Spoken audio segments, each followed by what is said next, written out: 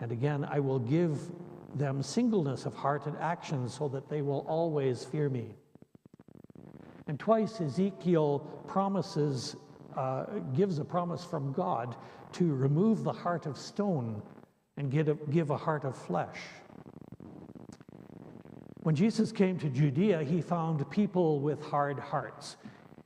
He especially had trouble with the Pharisees, people who seemed to team up against him, and who, if the New Testament is correct, were the ones behind the crucifixion and manipulating the Romans in order to make sure that the crucifixion happened.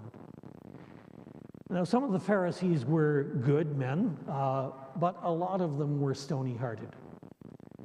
After his resurrection and ascension, it appears that Jesus picked out one of those stony-hearted Pharisees and made him an apostle. That one, of course, was the one named Saul, who later changed his name to Paul. He felt a change in the beginning in himself, and he chose to acknowledge that change with a change of name. The book of Acts is an interesting book because it pictures his travels. And you know, I think the book of Acts is going to be, as the church continues, is going to be a text for us to follow, because it shows a young church breaking forth out of Judaism and beginning to preach to Gentiles, to an unbelieving world, to a world that really doesn't know a great deal about this faith that they were proclaiming. And in essence, that's what we are doing today.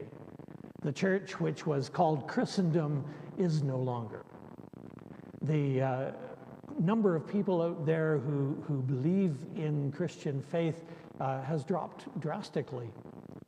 If we go out, when I was a kid, I used to talk to people, and faith was something we talked about all the time because it was shared by, it seemed to be, pretty much everybody. Now, if I talk to someone, it seems that when they hear I'm a minister, they'll say something like, well, my grandmother went to church. And they don't seem to have much connection anymore. The book of Acts is about the young church reaching out into a society that doesn't understand and that doesn't believe.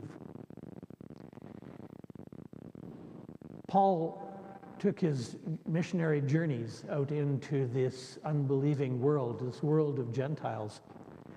And although he was a Jew himself and very much involved in his own expression of the faith, he knew he had to change some things. I think that Paul himself was changing as time went on. In our scripture today from the New Testament, we have an interesting story, a story about his arrival in the town of Troas. And Troas was the ancient city of Troy. The name had been changed. And we have the story of his meeting there with people. It appears that they arrived in Troas and spent an entire week there. But the story that we come to is on the very last day of the travel. It says the first day of the week, but that simply means it was Sunday. And they gathered to break bread, and Paul was going to be leaving the next day. He had been there a week, was leaving the next day, and he was speaking to people.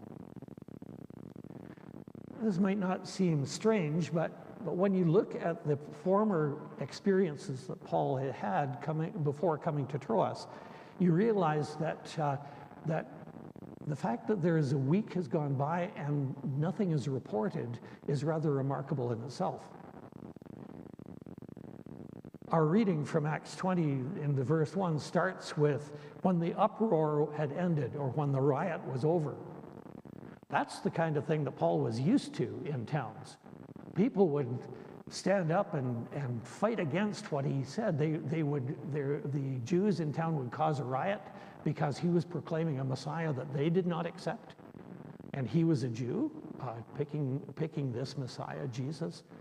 He would be there proclaiming this, and they would foment problems within, and they'd try to get the people up against him. And it happened time after time after time.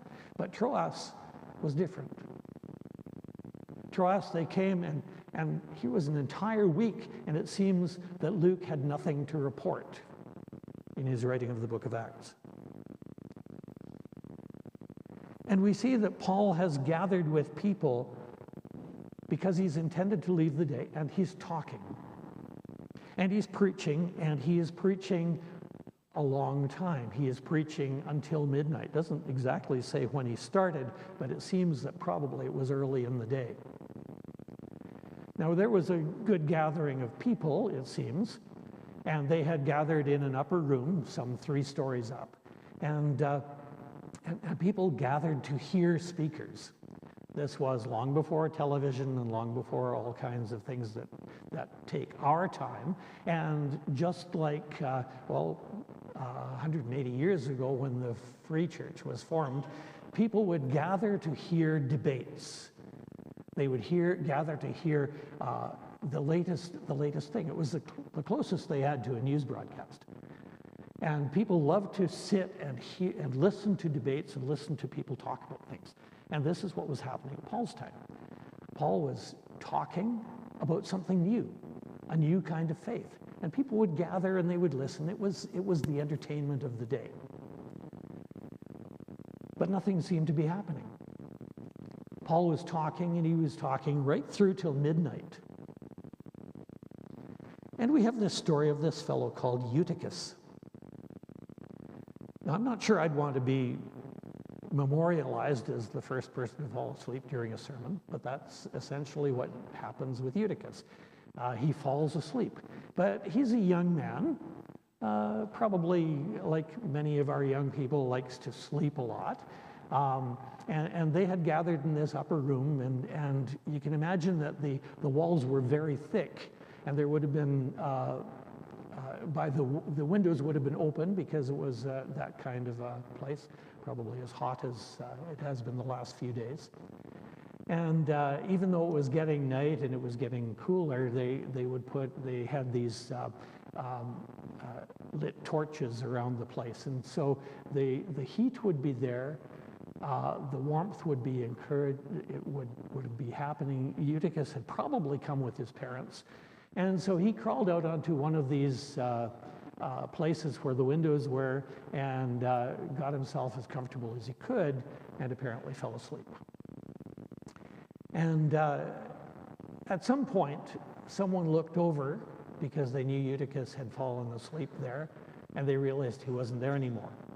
And I can imagine they went to the window and looked out and saw 3 stories down Eutychus on the ground below. And the cry was raised, and people got up, and everybody, including Paul, who was preaching at this point, went downstairs to see what was happening, to see what had happened. Luke, who wrote Acts, as we know, was a doctor, and it seems that he declared that Eutychus was dead. And Paul comes down, and it says he threw himself on Eutychus. I'm not sure that was the standard medical procedure at the day, but it was what he did. He threw himself on Eutychus, and he declared that Eutychus was alive, and they picked the boy up, and he seemed to be fine, and Paul goes back upstairs. And it says he talked until daybreak.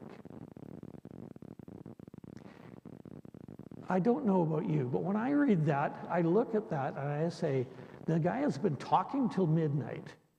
This mini disaster happens, everything seems to be fine, and he goes up and he starts talking again until daybreak. That seems pretty insensitive to me. But there's something in this story that is hidden. I asked that the headline be removed from the scripture because the headline said Eutychus is raised from the dead at Troas.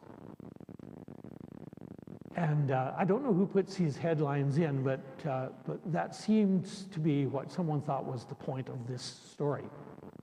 But I don't think it's the point at all. The point of the story is that something changed.